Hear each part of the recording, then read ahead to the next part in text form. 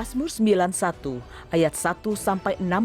Dalam lindungan Allah, orang yang duduk dalam lindungan yang maha tinggi dan bermalam dalam naungan yang maha kuasa akan berkata kepada Tuhan, tempat perlindunganku dan kubu pertahananku, Allahku yang kupercayai. Sungguh, dialah yang akan melepaskan engkau dari jerat penangkap burung, dari penyakit sampar yang busuk.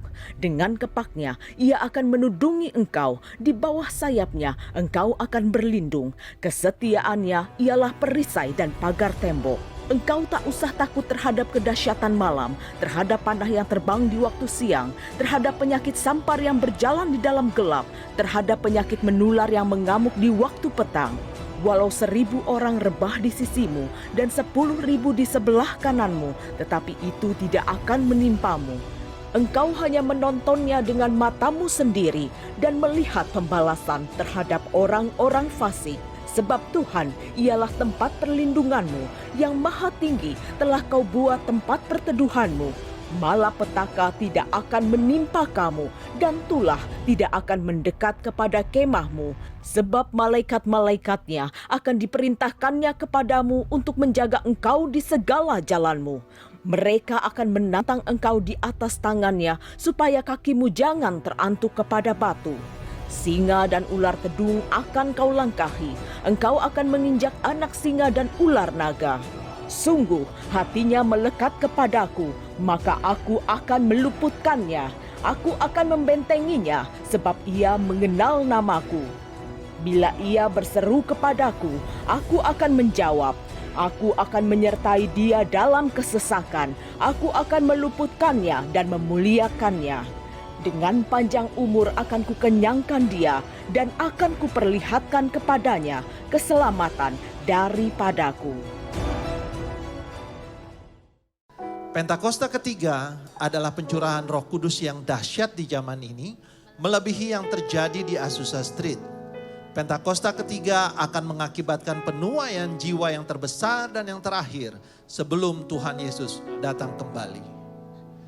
Pentakosta ketiga akan membangkitkan generasi Yeremia, yaitu anak-anak muda yang dipenuhi Roh Kudus, cinta mati-matian kepada Tuhan Yesus, tidak kompromi terhadap dosa, dan akan bergerak untuk memenangkan jiwa. Pentakosta ketiga lahir di Indonesia yang bergerak ke bangsa-bangsa. Gerakan ini dari timur ke barat dan akan kembali ke Yerusalem. Pentakosta ketiga akan memberikan kuasa untuk menyelesaikan amanat agung Tuhan Yesus, dan setelah itu Tuhan Yesus datang kembali. Shalom saudara, di era Pentakosta ketiga ini, Roh Kudus akan memampukan setiap kita untuk menjadi saksi Kristus, supaya lebih baik lagi memenangkan jiwa-jiwa. Gembala kita, Pak Niko, terus menggaungkan bahwa dengan kuasa Roh Kudus dari Pentakosta ketiga ini, amanat agung akan selesai. Dalam Voice of Pentecost kali ini, kita akan menyampaikan satu pesan khusus bagi anak-anak muda. Generasi Yeremia, selesaikan amanat agung. Saudara, Pentakosta pertama dan kedua memiliki dampak yang luar biasa besar yang masih terasa hingga saat ini. Hal ini mungkin tidak dapat dibayangkan oleh murid-murid Tuhan Yesus yang terlibat di dalamnya pada waktu itu. Bayangkan, Petrus dan Yohanes, murid-murid Tuhan Yesus yang dalam kitab Kisah Para Rasul 4 ayat 13 disebutkan sebagai orang yang biasa, tidak terpelajar. Namun saat Roh Kudus pada Pentakosta pertama memenuhi murid-murid Tuhan, Petrus bangkit, berkhotbah sehingga 3.000 jiwa percaya kepada Tuhan Yesus dan dibaptis. Roh Kudus terus bekerja dengan dahsyat dalam Pentakosta pertama.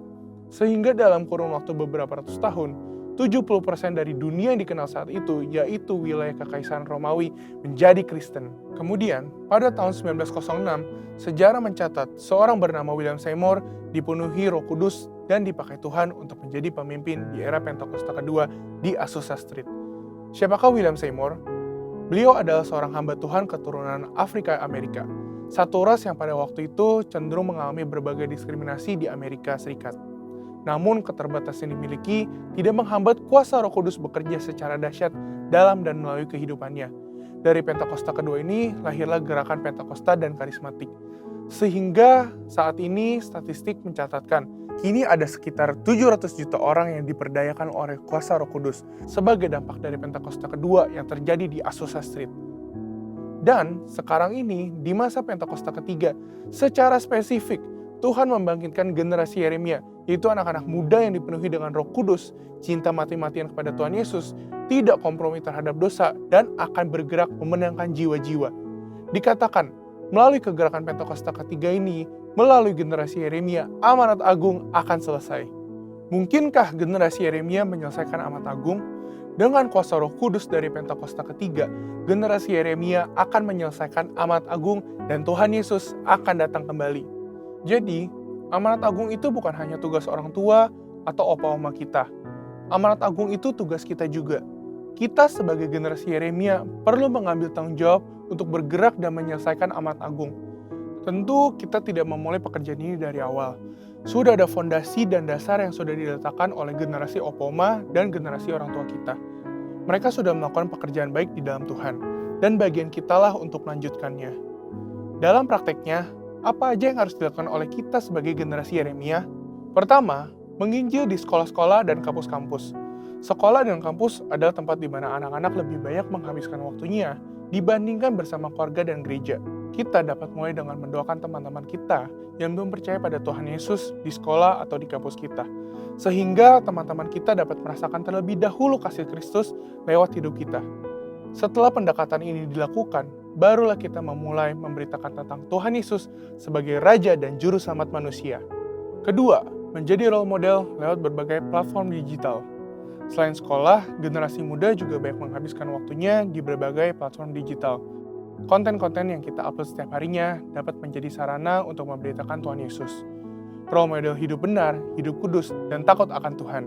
Dengan memiliki personal branding yang baik, kita akan diterima oleh banyak orang. Kita juga dapat membuka ruang curhat dalam platform digital, sehingga banyak orang bisa memiliki tempat untuk menceritakan permasalahan mereka. Ketiga, memberitakan Yesus lewat talenta. Yang terakhir dan tidak kalah penting adalah tentang talenta yang kita miliki. Kita percaya bahwa baptisan Roh Kudus akan memaksimalkan hidup kita seorang dalam berbagai aspek kehidupannya. Oleh karena itu, kita akan mengerti bahwa setelah menerima pencurahan Roh Kudus, kita dapat memaksimalkan seluruh talenta dan potensi yang kita miliki. Talenta dan potensi yang kita maksimalkan ini akan menjadi kesaksian bagi banyak orang. Orang-orang dapat diberkati oleh kepandaian kita bermain musik, bernyanyi, bermain bulu tangkis, bahkan dengan mengerjakan soal matematika. Hal ini yang akan menjadi pintu besar bagi tersiarnya Injil. Roh Kudus yang telah memampukan kita untuk mengembangkan berbagai talenta dan potensi yang kita miliki, sehingga bisa menjadi berkat bagi banyak orang. Sebagai generasi Yeremia, kita bertanggung jawab untuk terus mengobarkan api penginjilan yang sudah dimulai oleh generasi orang tua dan opa-oma kita. Kiranya dengan kuasa Roh Kudus dari Pentakosta ketiga, kita akan menyelesaikan amanat agung dan Tuhan Yesus akan datang kembali. Untuk penjelasan lebih lengkap dari tim teologi kami, silakan buka link yang ada di atas atau scan QR Code yang tersedia. Tuhan Yesus memberkati.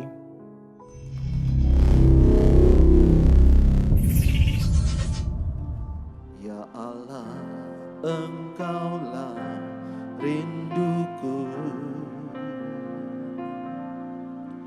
jiwaku haus kepadamu, seperti tanah kering tiada berair, tak tahan ku menantikanmu, dan ku pandang Kau di tempat kudus, terkagumkan kemuliaan-Mu Yesus, sebab kasih setiamu lebih dari hidup, bibirku kan memegangkanmu. Mari silakan duduk Bapak Ibu Saudara. Mari katakan bersama. Ya Allah, Engkaulah rinduku, jiwaku haus kepadamu, seperti tanah kering tiada berair, tak tahan ku menantikanmu,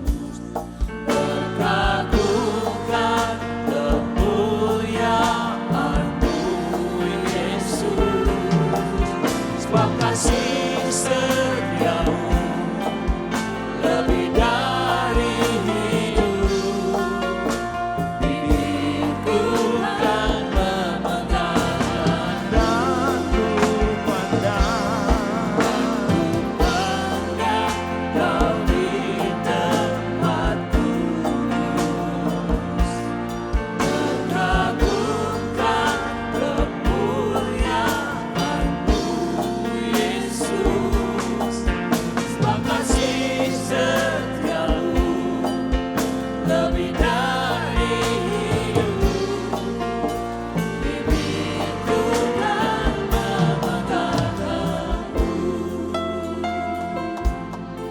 Mari saya rindu yang wanita saja katakan lagu ini. Ya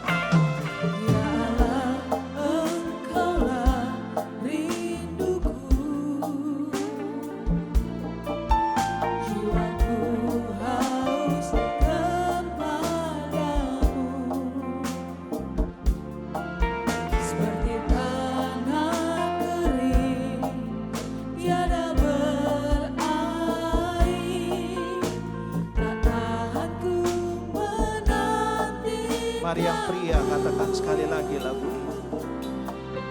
Ya Allah, Engkaulah rinduku, jiwaku haus kepadamu, seperti tanah kering tiada menantikanmu.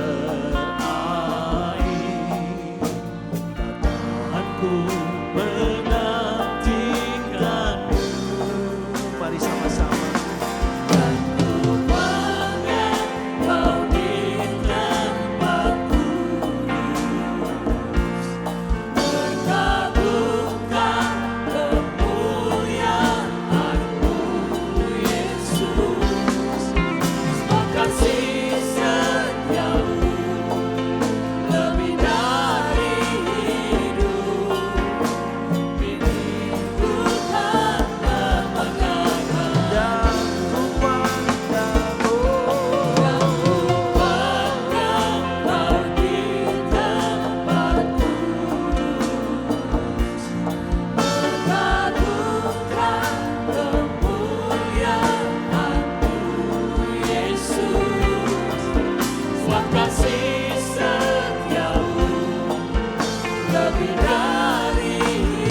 hidup, bibirku kan memegangkan. Mari sambil angkat tangan kita mulai sembah Dia. Terima kasih buat kebaikan-Mu Tuhan. Kami haus dan lapar akan Engkau. Kami menanti-nantikan-Mu Tuhan. Kau yang menjamah dan melawat kami. Biar hari-hari ini Tuhan, Kau membuat kami lebih mendekat lagi kepadamu, mengalami hadirat-Mu, tinggal diam di dalam hadirat-Mu. Oh Rabashede Bokorata Kashanda, Hinamaya Bashanda, Rabaya Rabashe, Yarabashanda, Rabashande, Rabastakashe, Yarabashanda, Hinamaya Pakashe.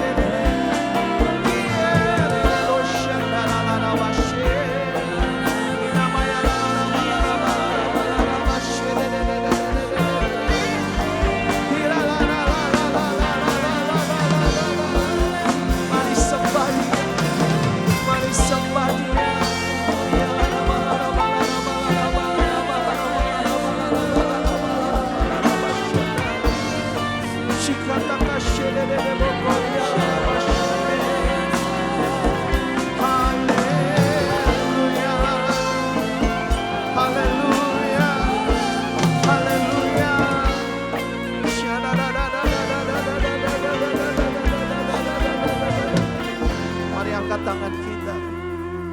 Dan ku pandang Kau di tempat kudus. Amin. Terkagumkan kemuliaan-Mu Yesus. Sebab kasih setiamu lebih dari hidup, bibirku kan memegangkanmu.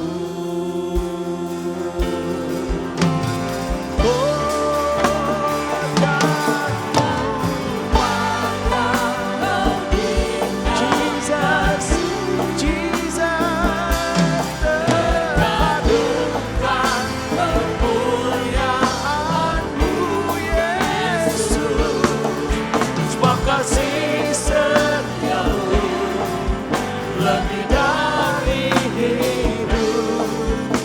Diriku kan memegangkanmu dan ku pandang kau di tempat kudus. Mengagungkan kemuliaan-Mu Yesus. Sebab kasih setiamu lebih dari hidup. Bibirku kan memegangkanmu. Bibirku kan memegangkanmu. Oh, haleluya. Bibirku kan memegangkanmu. Haleluya. Mari beri sorak-sorai yang lebih buat Tuhan. Haleluya. Haleluya. Beri sorak-sorai bagi nama Tuhan. Bagimulah segala hormat kemuliaan. Bagimu segala pujian kemuliaan. Allah besar dan ajaib kuasanya. Semua makhluk kan menyembah Yesus Tuhan. Engkau Raja segala. Haleluya. Bagimu segala pujian. Engkau Allah yang besar kuasanya. Yes, Yesus Tuhan, Engkau Raja. Mari kita bangkit berdiri dan angkat kedua tangan kita, saudara.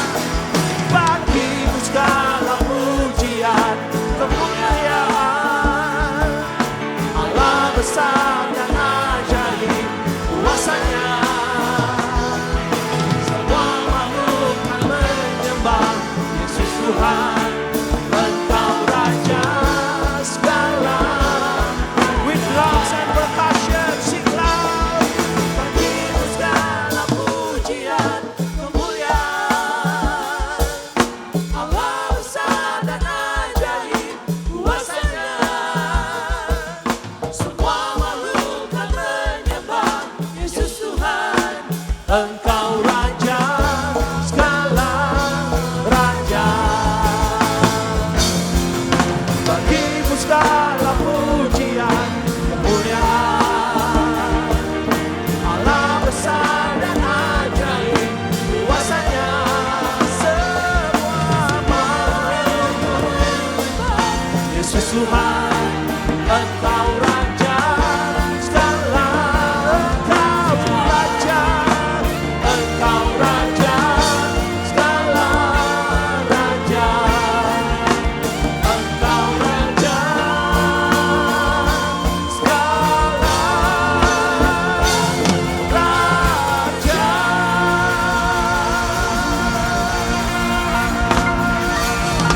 Beri sorak-sorai yang paling meriah buat Tuhan. Katakan haleluya. Wuhu. Tepuk tangan buat Tuhan. Wuh. Haleluya. Tepuk tangannya lebih lagi.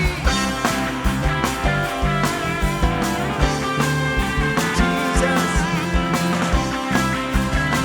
Yuk sama-sama kita mau naikkan pujian ini.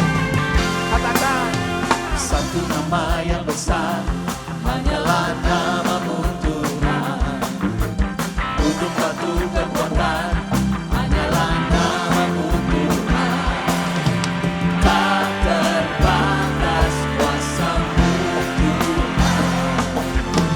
Ajar merah, raja perkasa. Kami bawa pujian, nyanyian kemenangan.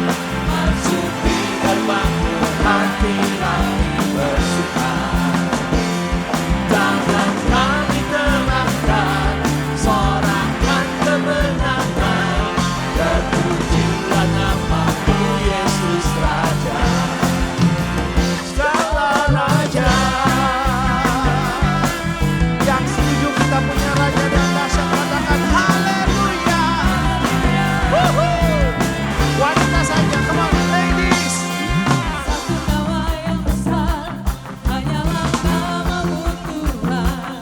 Amin. gunung batu kekuatan, hanyalah namamu. Para pria katakan, tak terbatas kuasa-Mu Tuhan. Hebat aja benar. Sama-sama yuk. Bawa pujian, nyanyian kemenangan, masuki gerbang-Mu, hati kami bersuara. Tangan kami terangkat, sorakan kemenangan, berpujilah nama-Mu Yesus Raja. Segala raja. Biar Tuhan yang akan menyertai kita, menyertai saudara, mulai hari ini sampai kesudahannya. Amin. Sehingga kita akan masuk dari satu kemenangan kepada kemenangan. Dan lewat kemenangan yang Tuhan berikan, kita juga menjadi berkat buat orang lain. Yang setuju katakan amin. Mari sama-sama katakan, kami Bawa pujian, nyanyian kemenangan, masuki gerbang-Mu, hati kami bersuka. tangan kami terangkat. Tangan kami terangkat, Yes. sorakan kemenangan, Terpujilah nama-Mu Yesus Raja. lebih lagi. Oh, kami bawa pujian. Yes. Nyanyian kemenangan, masuki gerbang-Mu, hati kami bersuka. Tangan kami terangkat, sorakan kemenangan, terpujilah nama-Mu Yesus Raja. Katakan segala raja. Katakan segala raja. Sekali lagi yang kuat yuk sama-sama katakan segala raja. Haleluya. Haleluya. Yuk tepuk tangan yuk.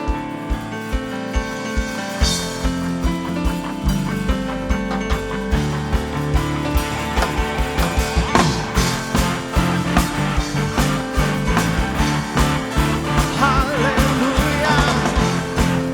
Siap nyanyi ya. Sama-sama katakan. Pelukis cakrawala, memakai jagat raya, pencipta alam semesta, pemilik kehidupan yang sanggup menyelamatkan, dialah jalan kebenaran. Angkat tanganmu katakan. Kami rindukan kuasa lawakan-Mu, kebangkitan pasti terjadi.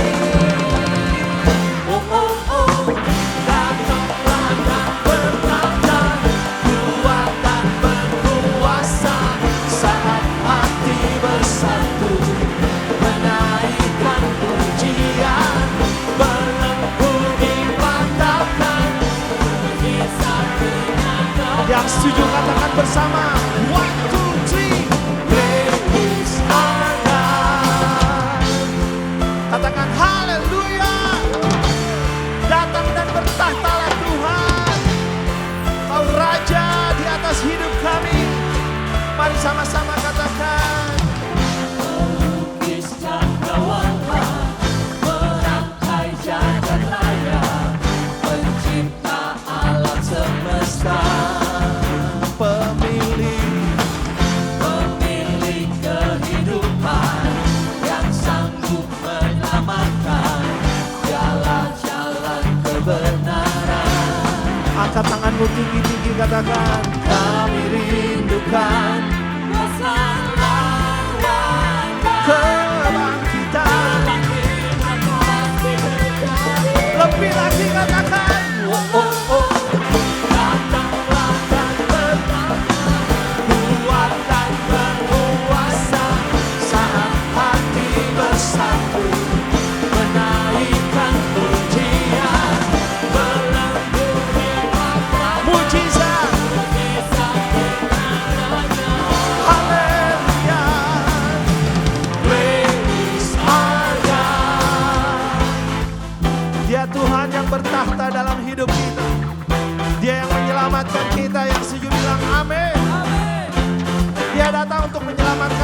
saudara? Angkat telunjukmu. Angkat telunjukmu. Putar, lalu bilang, menyelamatkan saya. Haleluya.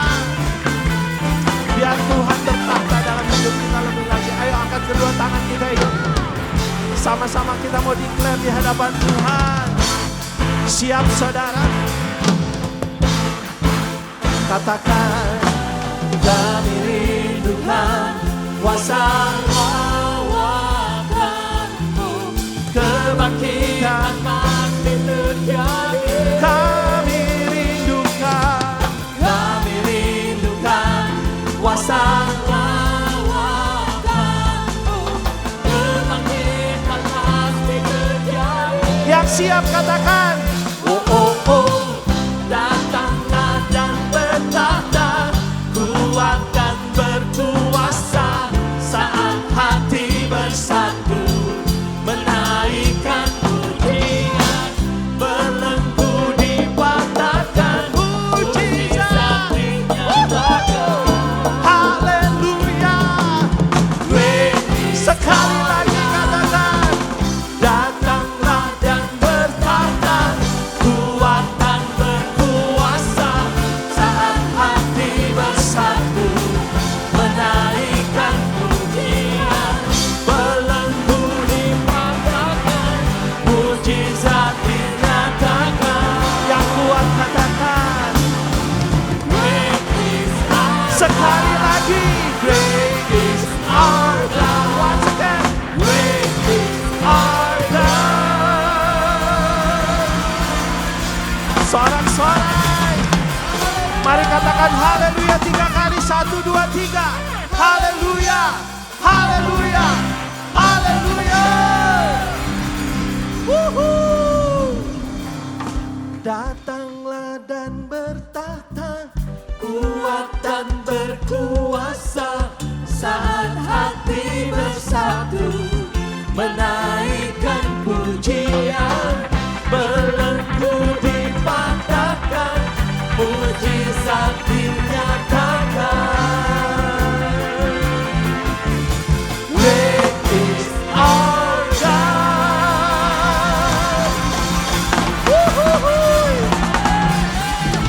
haleluya. Ku hidup karena percaya,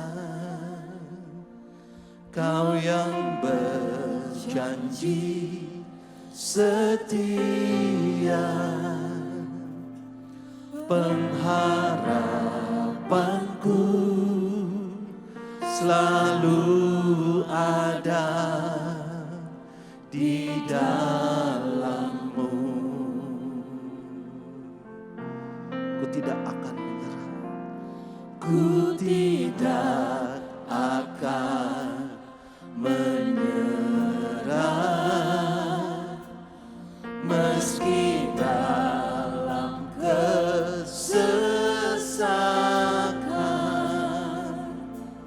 Seluruh hidupku dalam genggaman-Mu.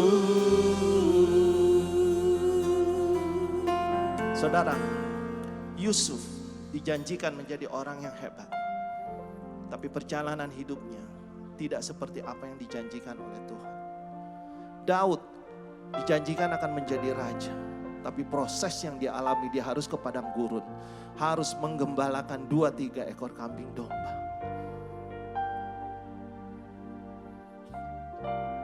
Petrus, Tuhan bilang di atas batu karang ini, aku akan mengokohkan jemaat. Tapi perjalanan hidupnya tidak pernah bagus. Kalau hari-hari ini kita ada dalam titik terendah hidup kita. Kalau hari-hari ini kita sedang mengalami pergumulan yang di luar batas kemampuan kita. Bahkan kalau hari-hari ini saudara sedang dilanda kecemasan karena dokter memvonis penyakit yang di luar daripada apa yang saudara pikirkan. Tetap setia, tetap percaya. Amin. Aku punya Tuhan yang besar,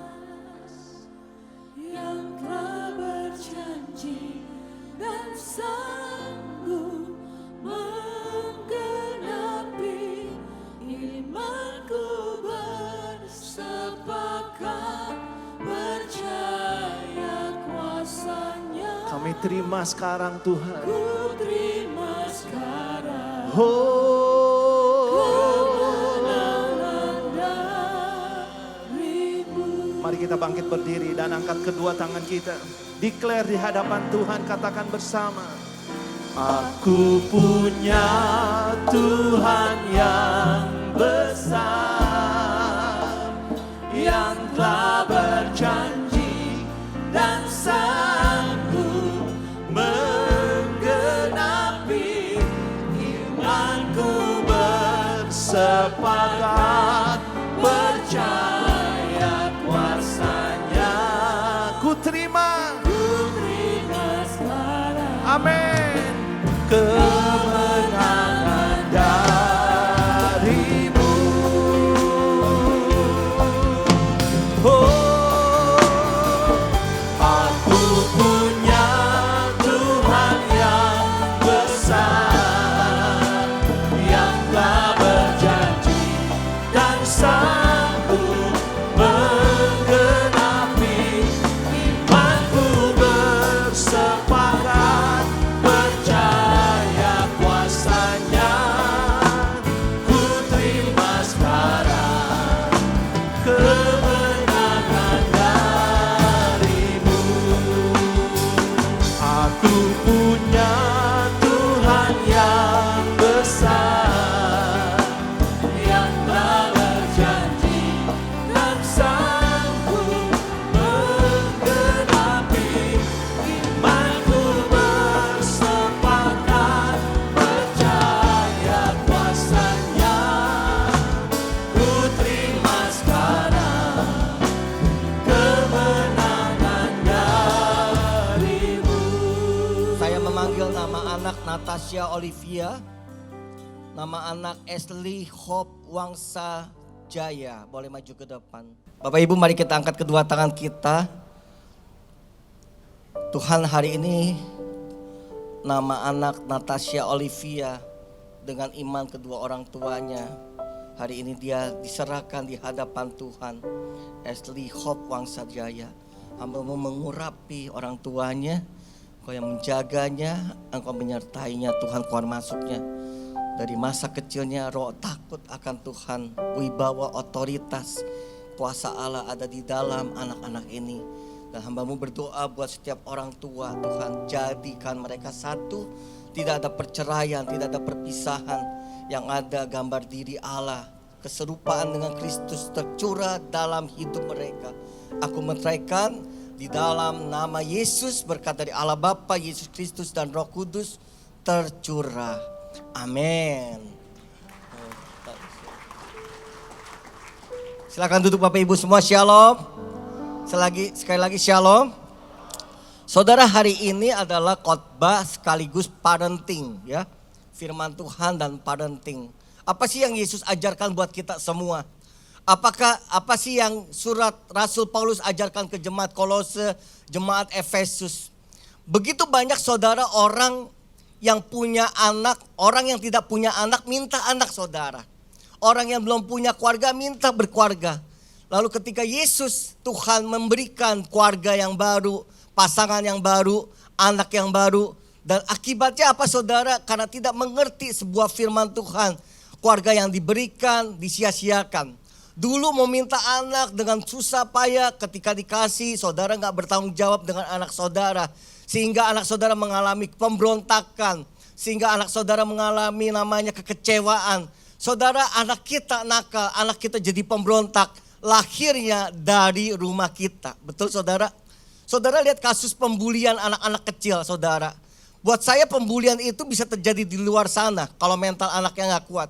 Tetapi pembulian yang pertama kali lahir adalah di rumah.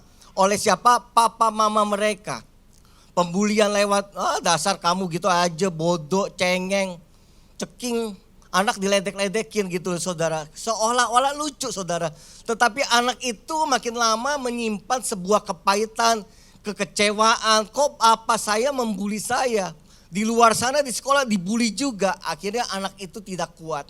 Nah, hari ini temanya tentang kesenjangan generasi. Gap antar generasi, saudara. Nah, saudara, perbedaan antar generasi sudah sangat jauh ya saudara ya. Apalagi saudara yang lahir tahun 1970-an seperti saya saudara, memiliki anak yang milenial itu sangat sulit sekali kalau saudara tidak memahami dunia anak. Contohnya anak-anak yang saudara lahirkan di tahun-tahun ini, di tahun 2000 ke atas ya saudara ya. Mereka waktu lahir sudah mengerti namanya Instagram. Tanpa diajarin mereka sudah mengerti Facebook, TikTok. Dan tanpa disadari suatu seketika ada belanjaan datang ke rumah kita dari Tokopedia. Ternyata anak kita yang sudah bisa jual beli online tanpa kita sadari. Anak kita lebih pintar daripada generasi-generasi sebelumnya. Anak kita lebih multitasking, anak kita lebih smart, genius. Makanya kita gak bisa berkata dasar anak kecil belum bisa apa-apa. Saudara, anak kita sudah bisa apa-apa tanpa kita bayangkan saudara.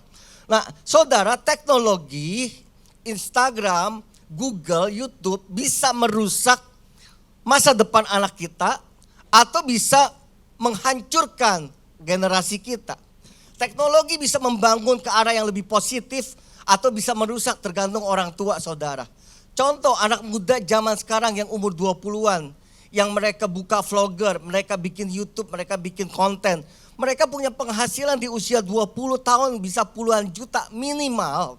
Bahkan bisa ratusan juta, bahkan miliaran di usia yang muda sekali.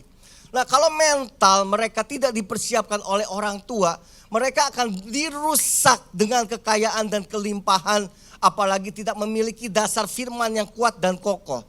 Saudara tahu gak saudara, ada dua generasi, bahkan sekarang ada namanya generasi nuclear generation, nuclear family. Tapi saya mau bahas tentang dua ini saudara, generasi sandwich dan generasi strawberry. Apa itu generasi sandwich saudara?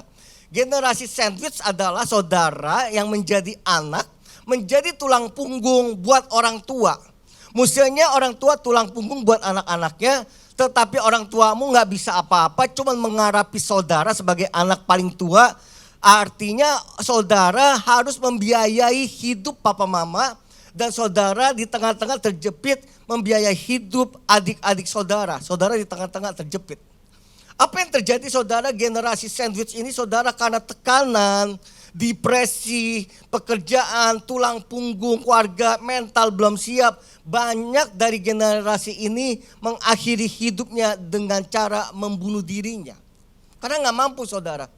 Mentalnya harusnya sebenarnya main-main, punya teman, berkenalan dengan pacar, dengan wanita, berkenalan dengan pria. Dia harus dari mental itu meremukkan jiwa dan hatinya, dia gak kuat saudara. Hancur saudara. Atau generasi sandwich, generasi strawberry maaf saudara. Generasi strawberry adalah buah strawberry saudara dipencet aja hancur saudara. Nah generasi ini generasi muda yang kreatif. Memiliki banyak ide cemerlang tetapi sangat mudah hancur ketika mendapat tekanan sosial. Serta tidak mau bekerja keras untuk apa yang mereka inginkan. Anak-anak yang usia 20 tahun mungkin generasinya sekarang seperti ini. 30 tahun, kenapa? Siapa yang mendidik? Orang tua saudara.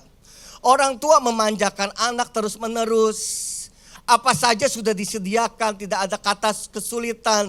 Pokoknya kalau misalkan dibully orang tua yang maju membela. Pokoknya anak saya yang menang. Saudara, pemanjaan itu membuat generasi ini seperti strawberry mudah hancur. Antar jemput. Anak gak diajarkan, ayo naik Grab sendiri.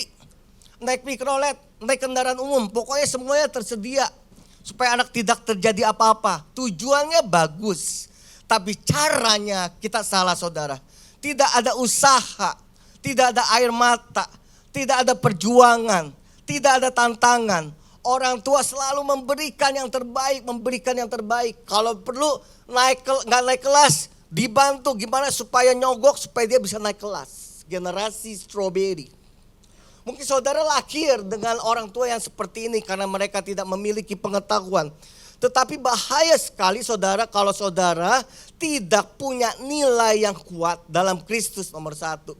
Fondasi yang benar mendidik anak. Sentralnya ya firman Tuhan mendidik anak. Sentralnya adalah kasih. sesuai dengan firman Tuhan. Kurangnya nilai atau fondasi yang benar mengakibatkan generasi selanjutnya itu hancur, saudara. Nah, Rasul Paulus berkata kepada jemaat Kolose, saudara, tentang bagaimana seorang bapak harus menuntun anak-anaknya. Kolose 3 ayat 21 berkata, saudara, mari kita buka Kolose 3 ayat 21. Hai bapak-bapak, janganlah sakiti anakmu supaya jangan tawar hati. Ya, kalau saudara jadi orang tua, firman Tuhan berkata gini, bapak-bapak jangan engkau menyakiti anakmu. Kalau dia sudah tawar hati, dia akan keluar dari rumahmu dan dia tidak merasakan kedamaian di rumah itu. Pertengkaran yang terjadi hampir setiap hari akan membuat anak-anakmu tawar hati. Dan seperti khotbah saya bulan lalu, anak itu akan menyerap dan berkata, oh kalau rajin ke gereja akibatnya papa mama selalu bertengkar. Papa mama rajin ke gereja akibatnya selalu cekcok mulut. Papa mama rajin ke gereja tapi papa juga bisa selingkuh. Buat apa anak generasi sekarang? Buat apa saya ke gereja? Kalau keteladanan yang saya lihat adalah percecokan, perselingkuhan, pemukulan, KDRT. Sehingga kita sulit sekali membawa generasi sekarang menuju ke gereja, saudara. Kenapa? Apa yang mereka lihat di rumah itu akan membuat sebuah bayangan di dalam dirinya dia. Ke gereja tidak akan menghasilkan apa-apa. Ke gereja hanya menghasilkan keributan. Ke gereja hanya menghasilkan perselingkuhan. Anakmu yang tadinya mau benar-benar ikut Tuhan, anakmu yang mau hidup benar, akhirnya tidak bisa hidup benar. Karena ada sebuah fenomena yang terus terjadi setiap hari di dalam rumah. Anakmu jadi tawar hati. Nah, Efesus 6 ayat keempat juga berkata, dan kamu bapak-bapak, ini ditujukan kepada bapak-bapak ternyata, bahwa sumber masalah terletak atas bapak-bapak. Para pria mesti perhatikan bagaimana saudara mendidik anak saudara. Bagaimana saudara menghargai pasangan saudara. Bukan para istri dulu, bukan para wanita dulu, tetapi para pria, karena pria adalah imam dalam keluarga. Efesus 6 ayat 4 berkata, dan kamu bapak-bapak janganlah bangkitkan amarah di dalam hati anak-anakmu, tetapi didiklah mereka di dalam ajaran dan nasihat Tuhan. Para pria harus mengerti sebuah fondasi kekuatan dalam diri saya. Saya mesti punya nilai Kristus. Saya mesti bergabung dalam program, misalkan contoh KOM. Ketika anak saudara bertanya, Tuhan itu siapa? Saudara bisa menjawab karena saudara belajar. Kenapa ada surga? Kenapa ada neraka? Kenapa ada baptis selam? Kenapa ada orang bernyanyi? Kenapa Tuhan yang Tuhan yang kita harus sembah namanya harus Yesus? Kenapa enggak ada yang nama yang lain? Kalau saudara tidak memiliki sebuah ajaran nasihat Tuhan dalam hidup saudara, lalu saudara berkata, udah ikut kata papa, anakmu tidak bisa begitu saja di zaman sekarang. Anakmu akan searching tentang Tuhan. Anakmu akan searching tentang neraka, tentang semuanya. Kalau dia mendapatkan sesuatu yang positif, berbahagialah kita orang tua, para pria. Tetapi waktu dia searching alirannya ke iluminasi, ke kegelapan, ke antikris, celakalah hidup kita. Oleh karena itu pria yang akan menikah, yang akan mempersiapkan anak, ngertilah adalah sebuah firman sebagai basic saudara membawa keluarga itu balik lagi semuanya ke dalam firman Tuhan. Ketika saudara mau cerai, balik lagi ke firman Tuhan. Ketika saudara mau berselingkuh, balik lagi ke firman Tuhan. Ketika saudara mau berbuat jahat, korupsi dan nipu, balik lagi apa yang Yesus katakan buat hidup kita. Sehingga waktu kita mau berbuat curang jahat, kita ngerti ada kebenaran yang harus kita jaga dalam hidup kita. Yang setuju katakan amin. Saudara, Indonesia menjadi negara ketiga fatherless. Nomor 1 Portugal. Nggak sangka ya Portugal jadi negara fatherless ya. Kita ketiga di dunia. Nomor 2 tidak disebutkan. Ketiga di dunia, sosok ayah dinilai ada dan tiada. Artinya saudara hanya statusnya papa. Tetapi fungsinya nggak ada fungsi sama sekali. Anak saudara bisa cerita kepada youth pastor kita, saudara, di rumah itu rasa kos. Punya papa, punya mama, punya adik, tapi rasa kos. Apa itu maksudnya saudara? Papa sibuk dengan kerjaannya, dengan hobinya. Mama sibuk dengan arisannya, dengan online-nya. Adik-adik sibuk dengan gamenya. Saya merasakan tinggal seperti di kos sendirian. Tidak merasakan sebuah kedamaian. Ada 5 bahasa cinta. Kalau saudara pernah ikut seminar man to man, woman mentoring woman, diajarkan 5 bahasa cinta. Banyak orang gak ngerti apa itu bahasa cinta. Yang pertama physical touch, sentuhan. Istri saudara gandeng tangan saudara, itu sentuhan, istri suka. Suami gandengan tangan anak, itu sentuhan. Alah gak ada deh romantis-romantis lah begitulah. Ya gak apa-apa juga. Tapi kalau saudara gak pelajarin bahasa cinta ini, itu menjadi apa-apa dalam keluargamu. Yang kedua, word of affirmation. Itu pujian, penghargaan verbal. Kalau kita bilang bego lu anak bego. Kita sedang membuli anak kita di rumah kita loh. Kata-kata pujian, penghargaan. Anak luar biasa, anak hebat. Kamu cantik, kamu ganteng, daddy bangga, papa bangga. Itu pujian saudara. Yang ketiga, quality time. Ada orang yang gak suka disentuh, ada orang yang gak suka dipuji, seperti saya. Nanti saya cerita bahasa cinta saya. Dia sukanya quality time bersama anak. Gak pegang game gak apa-apa, gak nonton TV gak apa-apa, gak nonton drakor gak apa-apa. Yang penting waktu bersama-sama 1 jam. Itu merasakan sesuatu banget kedamaian dalam diri dia. Yang keempat, giving, hadiah. Ulang tahun dikasih hadiah, itu sesuatu banget. Ada orang dikasih hadiah enggak sesuatu banget. Tetapi ada beberapa orang dikasih hadiah itu menjadi sebuah kenangan yang indah. Yang terakhir, act of service, melayani. Melayani suami, melayani istri, membantu cuci piring, menyapu, mengepel. Istri itu merasa loh saudara, saya dihargai oleh suami saya. Melayani anak, ya kan? Mempersiapkan apa misalkan, memberikan, nanya gitu loh, mau makan apa, siapin baju, itu pelayanan saudara. Nah dari 5 bahasa cinta ini, 12 tahun saya menikah, setiap Valentine dan ulang tahun istri saya, Ibu Menteri Pertahanan dan Keuangan, itu Ibu Menteri Pertahanan dan Keuangan, sekarang tambah lagi dia menterinya, Menteri Perhutanan. Kenapa? Sekarang setahun 3 kali dia masuk pedalaman hutan. Wah saya bangga banget. Mau lu dia lu luar biasa gitu ya. Jadi saya selama 12 tahun itu saudara, setiap dia ulang tahun dan Valentine saya beli kembang rose mawar. Di otak saya cewek kalau dikasih ini nih kelepek-kelepek. Ternyata dia gak kelepek-kelepek. Duit saya yang kelepek-kelepek. 12 tahun. Setiap kali dikasih bunga dia taruh sampai kering. Sampai akhirnya saya berpikir kenapa ya. Ditaruh sampai kering itu dia gak apa-apain gitu loh saudara. Waktu saya belajar bahasa cinta ternyata saya tanya sama istri saya. Bahasa cinta kamu tuh apa? Nomor 1 bahasa cinta dia sentuhan. Disentuh, digandeng tangannya, dilayani. Waktu bersama. Ayo pergi ke pasar. Menurut kita pria gak penting ya. Menurut wanita itu penting banget. Walaupun cuma beli ikan asin kita temenin, itu penting banget buat dia. Ya, ke toko pakaian dalam.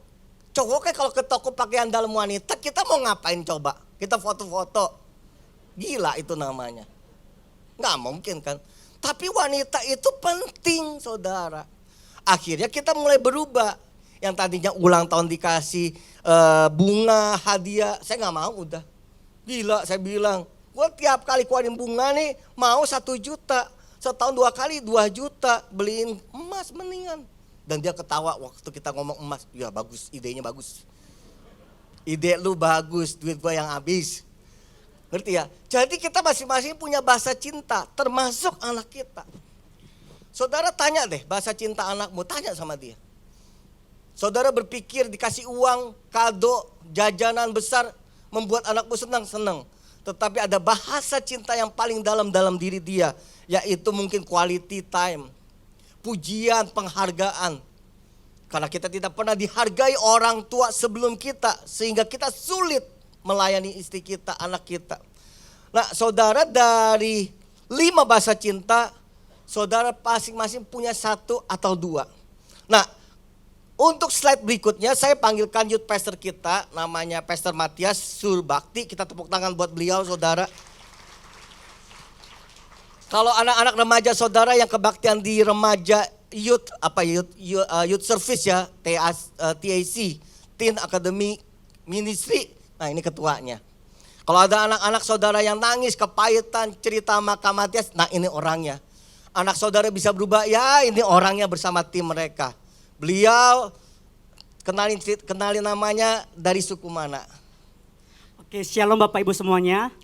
Nama saya Matias Christo Surbakti, saya suku Karo ya. Ini orang Batak nih saudara, tapi manis ya saudara ya. Udah nikah. Sudah nikah ya. Nah, tadi Pastor Paulus sudah bicara tentang yang namanya generasi. Dan hari ini spesial karena kita lagi collab nih ya Pas ya, lagi collab berbicara tentang yang namanya generasi. Ketika saya melayani generasi, problemanya itu banyak sekali Bapak Ibu. Jadi jangan setelah saya sharing hari ini, Bapak Ibu dekati anaknya, jangan sharing sama Kak Matias, jangan ya Bapak Ibu ya. Jadi kita kerjasama, karena ada quote yang berkata seperti ini. It takes a village to raise a child. Membutuhkan satu kampung untuk membesarkan anak.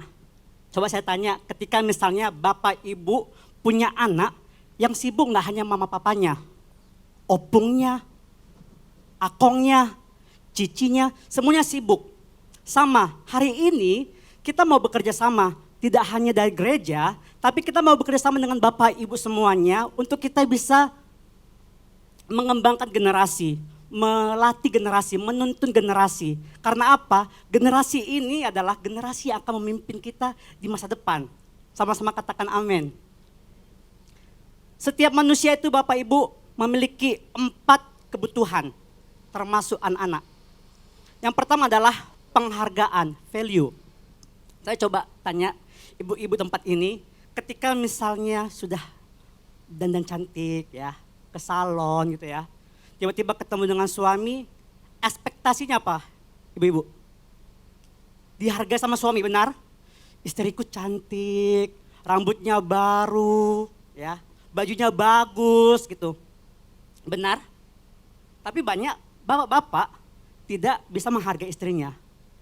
Sebaliknya, kalau misalnya bapak-bapak sudah capek kerja ya, tapi istri tidak bisa bilang say thank you buat suaminya.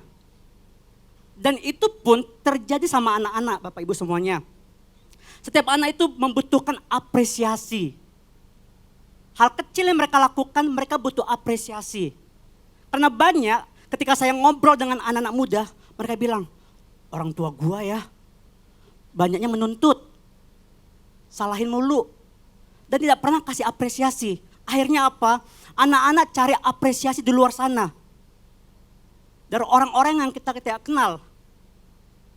Sama, tadi Bapak Ibu butuh apresiasi, anak-anak pun butuh apresiasi dari orang tuanya. Koko bagus, hebat. Karena itu mempengaruhi kehidupan mereka. Dan yang kedua adalah rasa aman, security.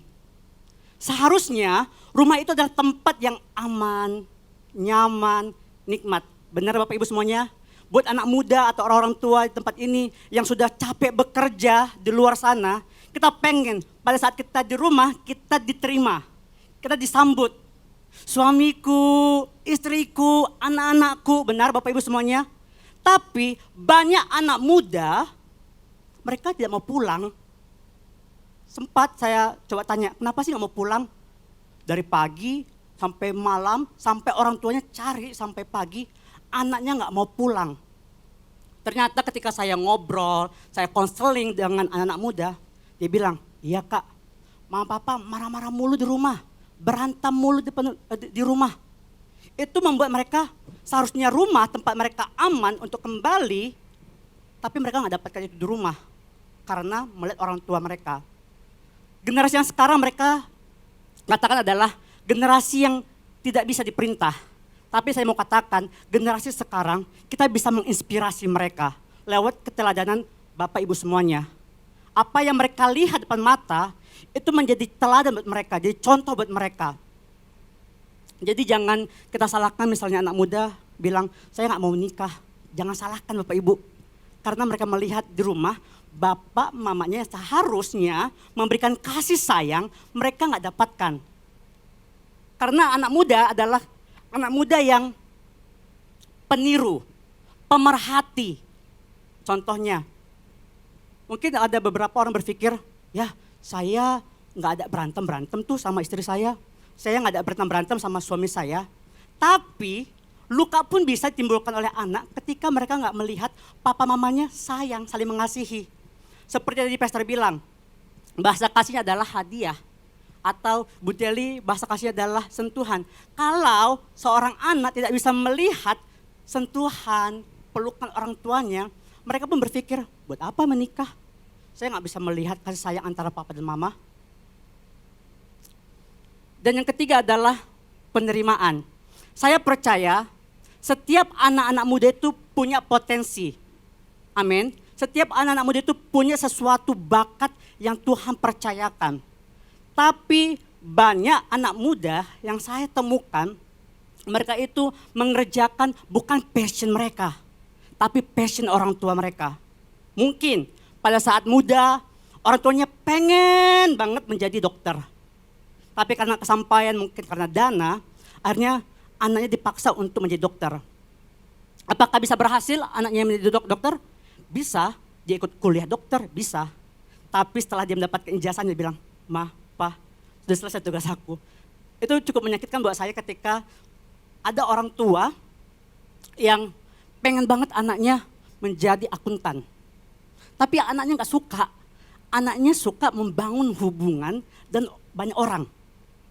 Dia suka menjadi sales. Tapi orang tuanya bilang, buat apa sih menjadi sales? Gak berguna. Saya mau bilang gini, jangan pernah rendahkan apapun bakat dari anak Bapak Ibu semuanya. Mereka punya potensi mereka punya cara berkembang mereka masing-masing. Jadi gak perlu direndahkan. Apalagi kita sering dengar, Koko, seharusnya kamu kayak anak tetangga tuh, pintar, jago, kamu kerjanya tidur mulu gitu ya. Jangan pernah bandingkan anak Bapak Ibu semuanya dengan keluarga yang lain atau tetangga. Atau misalnya ibu-ibu yang suka misalnya curhat ya, anak gua itu ya nakal banget.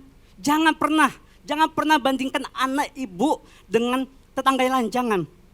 Karena itu melukai mereka sendiri. Dampaknya apa? Dampaknya mereka menjadi anak muda yang pesimis. Kalau misalnya mereka itu dikekang, mereka menjadi anak muda yang sulit untuk mengambil keputusan. Saya melihat sendiri dengan mata kepala saya sendiri, ketika ada anak muda yang dikontrol sama orang tuanya, bahkan sampai usia 25-an, itu menjadi anak yang tidak punya pendirian. Tidak bisa mengambil keputusan untuk melangkah ke satu tempat, dia butuh persetujuan dari orang tuanya.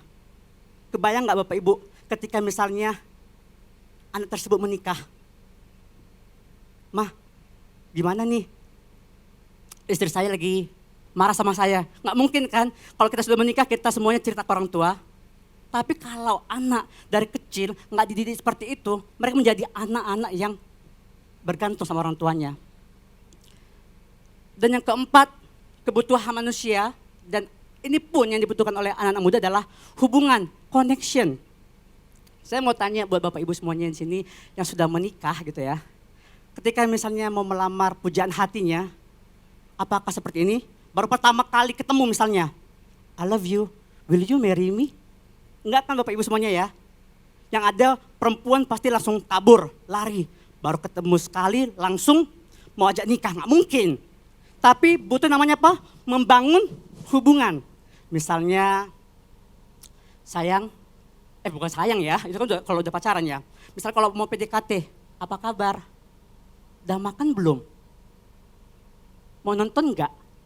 Itu biasanya kita kalau mau PDKT yang misalnya sudah menikah, untuk membangun hubungan benar, untuk bisa kenal pasangan kita pengen tahu dia lebih. Hal yang serupa pun sama dengan anak-anak muda. Ketika kita membangun hubungan dengan anak muda, kita butuh yang namanya memberikan diri kita untuk anak muda. Jadi banyak saya melihat orang tua berpikir gini, Kak, sulit banget ya untuk ketemu dengan anak saya. ngobrol sulit banget, gak bisa ngobrol, gak nyambung. Yes, saya katakan karena kita beda generasi antara yang baby boomer, generasi X, Y, Z, Alpha yang sekarang sekolah minggu, bahkan nanti ke depan ada beta, itu kita punya pola pikir yang berbeda. Kita punya pandangan yang berbeda. Generasi Alpha yang sekarang ini, mereka lahir sudah ada yang namanya teknologi. Cara berpikir mereka pun nggak hanya ada di Indonesia, tapi mereka juga mengambil banyak informasi dari berbagai negara. Itu membuat kadang-kadang orang tua dan anak itu punya pemikiran berbeda, nggak nyambung. Tapi yang mau saya katakan adalah untuk membangun hubungan dengan anak muda, kita harus memberikan waktu dengan mereka, kita harus memberikan energi kita ke mereka, walaupun dalam mendidik anak muda itu butuh namanya pikiran, perasaan dan sebagainya. Tapi saya percaya ketika kita mau bayar harga untuk anak muda, mereka menjadi anak muda yang tahu akan Tuhan. Amin. Saya dapat ilustrasi, ini baru kemarin saya dapat ilustrasi. Karena seorang anak sulit untuk punya waktu dengan orang tuanya, karena kalau misalnya diajak, "Pa, jalan-jalan yuk, makan bareng yuk." Papanya selalu bilang, sibuk, sibuk, sibuk, Senin sampai Minggu sibuk, sibuk, sibuk, sibuk. Akhirnya anak ini langsung punya ide, pemikiran, dia bilang, ya udah, saya akan kumpulin uang-uang saya, tabungan saya dari hari Senin, Selasa, Rabu, sampai cukuplah. Dan dia bawa itu uang ke papanya. "Pa, ini uang yang aku sudah kumpulkan, aku mau beli waktunya papa. Karena papa gak punya waktu buat aku." Itu ketika saya mendengarkan itu kayak, wow. Anak-anak gak butuh uang saja Bapak Ibu. Mereka butuh kehadiran kita. Mereka butuh waktu, ngobrol, memberikan diri buat mereka.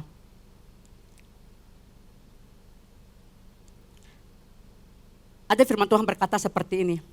Dengarkanlah nasihat dan terimalah didikan supaya engkau bijak di masa depan.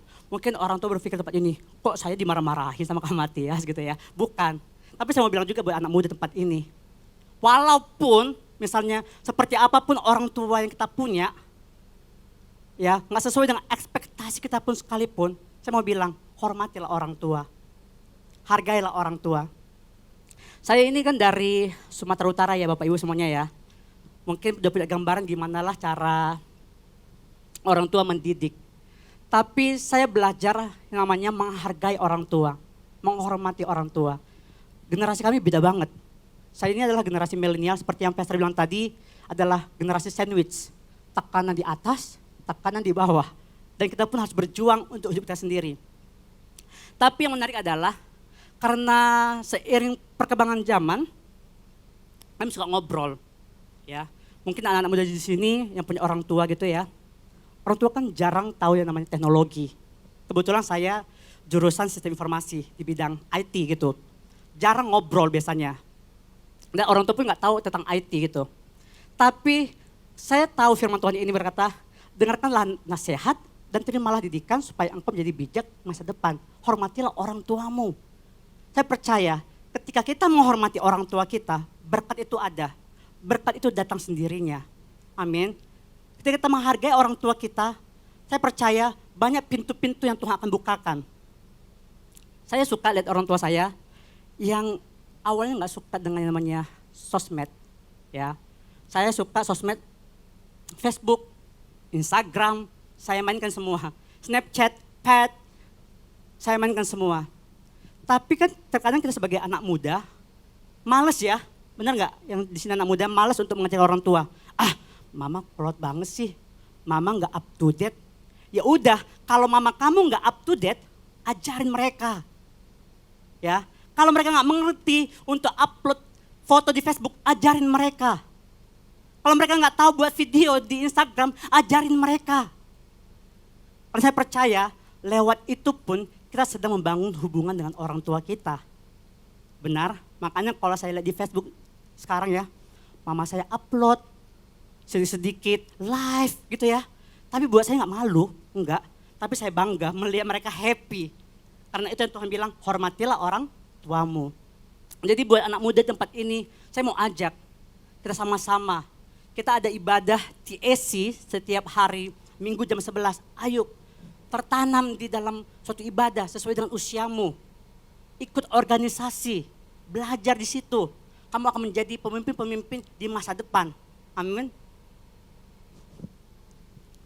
Yuk kita tepuk tangan ya. Saudara, Matias ini umur 30-an, 30 ya.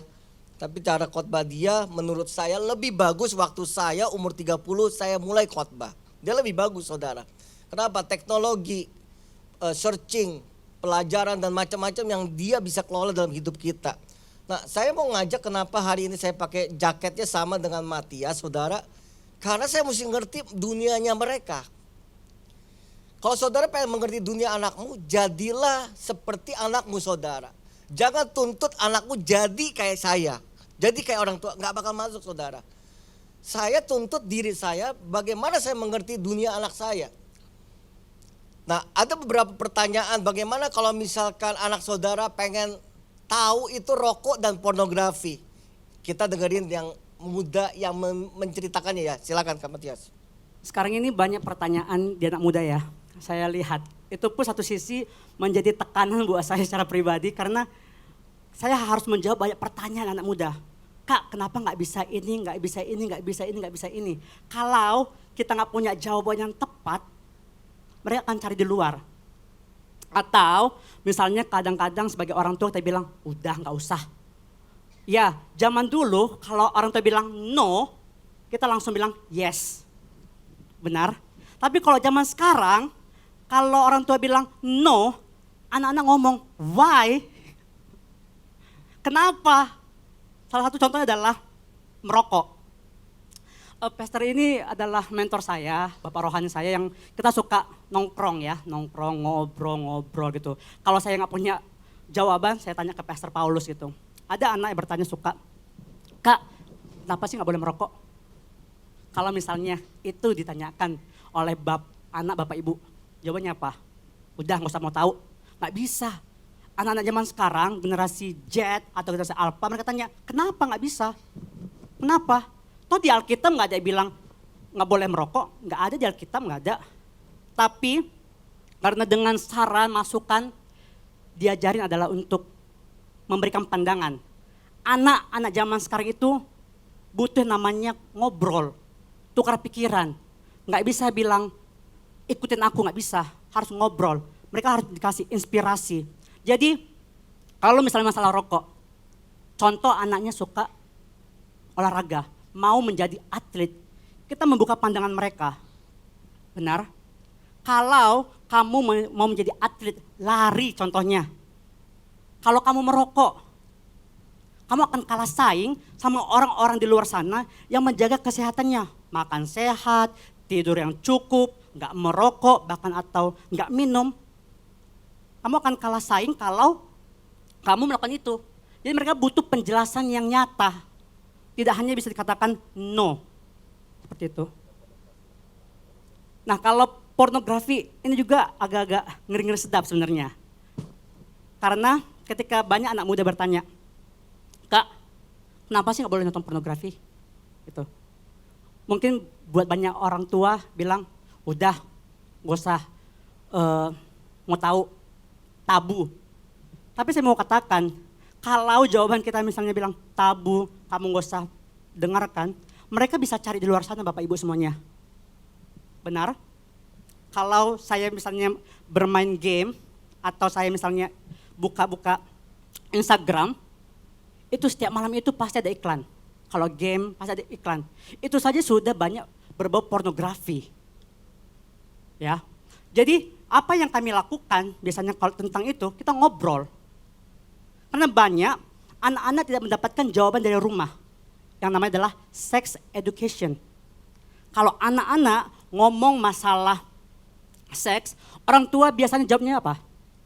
Itu orang dewasa, kamu belum cukup umur.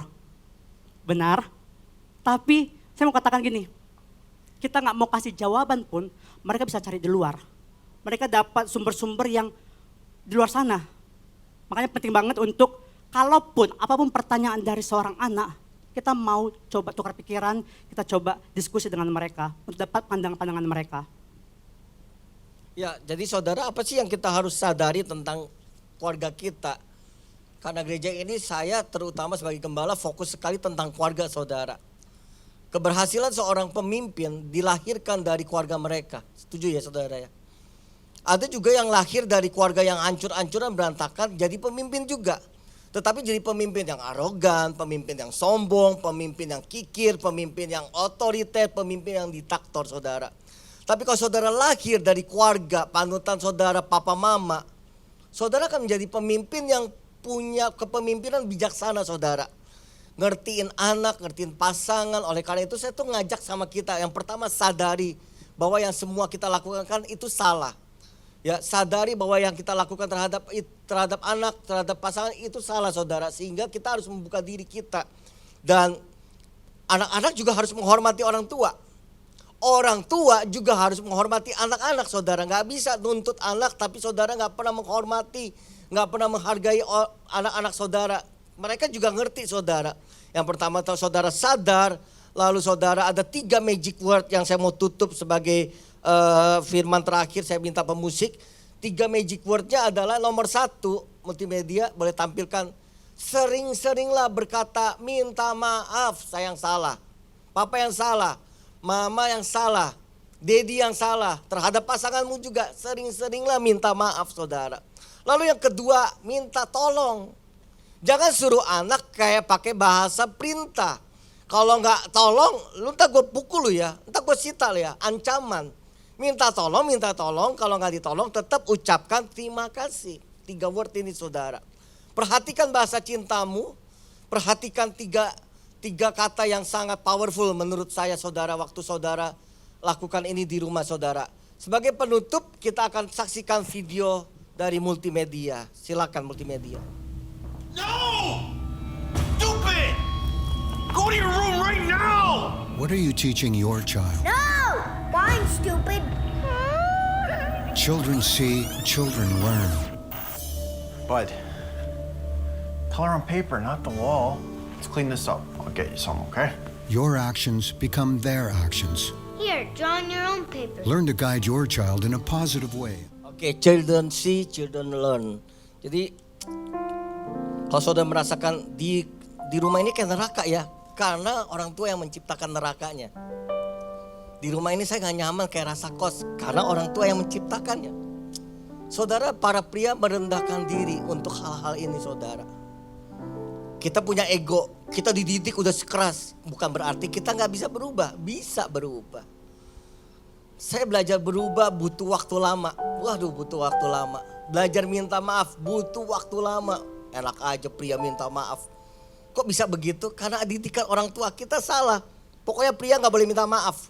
Pria yang benar, pria gak boleh nangis, betul? Didikannya kan gitu kan saudara.